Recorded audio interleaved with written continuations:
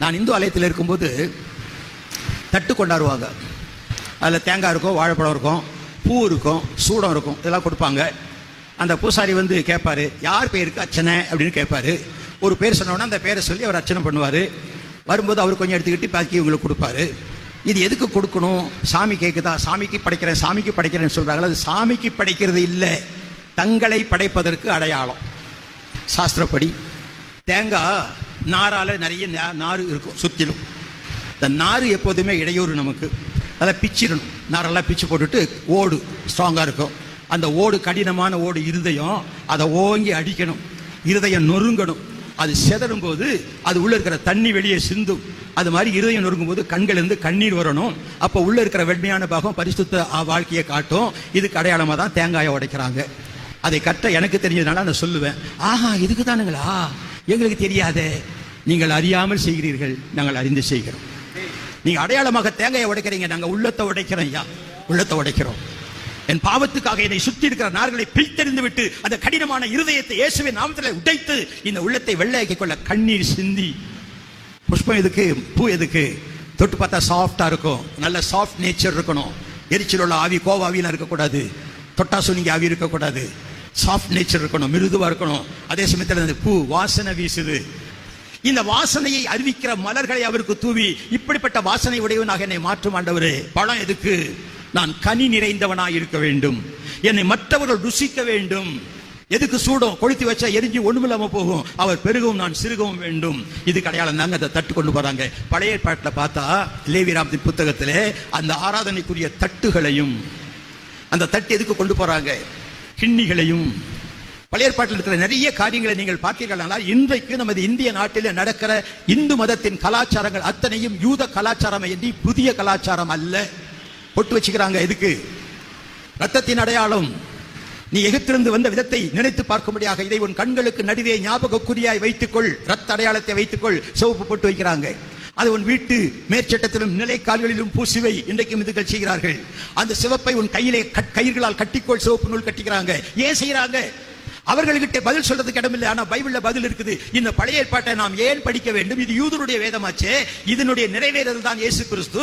அப்படியால் இயேசுவை பிரசங்கிப்பதற்கு எனக்கு பழைய ஏற்பாட்டினுடைய காரியங்கள் தேவை. ஒரு கோயிலுக்கு போய் பாருங்க. இந்து கோயிலுக்கு முன்னால வாசல், வாசலுக்கு அடுத்தது ஒரு கொடிக்கம்பம், கொடிப்பக்கத்துக்கு அடுத்தது ஒரு பலிபீடம், அதுக்கு அடுத்தது பிரகாரம், அதுக்கு இடையில ஒரு தண்ணி தொட்டி அல்லது கிணறு அல்லது குளம், அது தாண்டி போனா ஒரு மண்டபம், அதுக்கப்புறம் ஒரு திரைச்சீலை, அதுக்கு பின்னால் பார்த்தா மூலஸ்தானம். நேர தெரியும். எங்க இருந்து ஸ்ட்ரக்சர் கிடைச்சது? இந்த மாஸ்டர் பிளான் யாரு கொடுத்தது? பழைய ஏற்பாட்டில் மோசேக்கு கர்த்தர் சொன்னார், ஒரு கூடாரத்தை உண்டு பண்ணு. இந்த ஆச்சரிப்பு கூடாரத்தினுடைய அமைப்பை பாருங்கள். 2 பிரகாரங்களாக பிரிக்கப்பட்டிருக்கிறது. முந்தின பாகம், பிந்தின பாகம் என்று. இந்த முந்தின பாகத்தில் என்ன இருக்கிறதா? 2ஆம் திரைக்குள்ளே மகா பரிசுத்த ஸ்தலம் எனப்பட்ட கூடாரம் இருந்தது. முந்தின பாகத்திலே குத்து விளக்கும் மேஜையும் தேவ சமூகத்து அப்பங்களும் இருந்தன. அது பரிசுத்த ஸ்தலம் எனப்படும். 2வது மகா பரிசுத்த ஸ்தலத்திலே பொன்னால் செய்த தூபகலசம் முழுவதும் பொத்தகடு பொதிக்கப்பட்ட உடன்படிக்கை பெட்டியும் இருந்தன.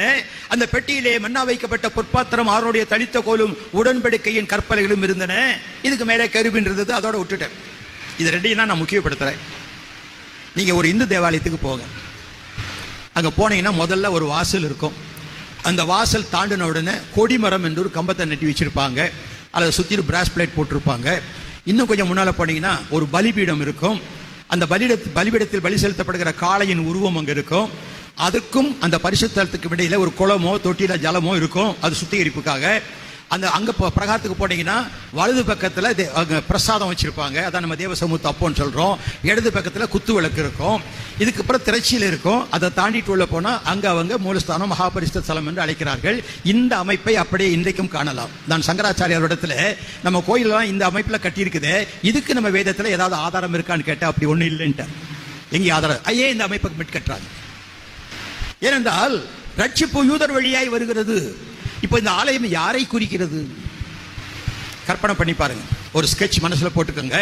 மகா பரிசுத்த ஸ்தலம், அதுக்குள்ள ஒரு உடன்படிக்கை பெட்டி, அதுக்குள்ள 3 காரியம் இருக்கு. என்னது 3 காரியம்? என்னது? மன்னா வைக்கப்பட்ட பொற்பாத்திரம், ஆரோனுடைய தளித்த கோல், இன்னொன்று கற்பலகை. 3 அந்த உடன்படிக்கை பெட்டியில் இருக்கு. இப்ப இதை மட்டும் சொல்லுங்க. நமக்கும் தேவனுக்கும் உடன்படிக்கையாய் இருக்கிறவர் யார்? இயேசு கிறிஸ்து. அப்ப உடன்படிக்கை பெட்டி யாரை குறிக்கிறது? இயேசுவை. உடன்படிக்கை பெட்டிக்கு உள்ள இருக்குது மன்னா. நமக்கு யாரு மன்னா? மோசே உங்களுக்கு போஜனத்தை கொடுக்க மன்னாவை கொடுக்கவில்லை, நான் கொடுத்தேன்றார்.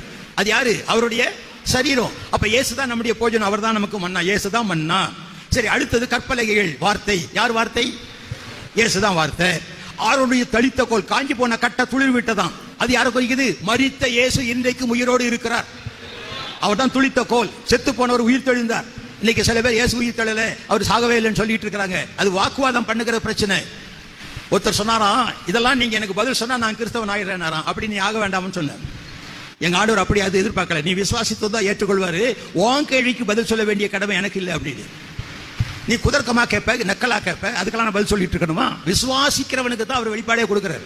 அப்ப அவர் தளித்த கோல், உயிர் மரித்த இயேசு உயிர் தெழுந்தார். சரி, அதை விட்டு வந்தா திரைச்சீலை. அப்ப நமக்காக கிழிக்கப்பட்ட திருச்சீலை யாரு?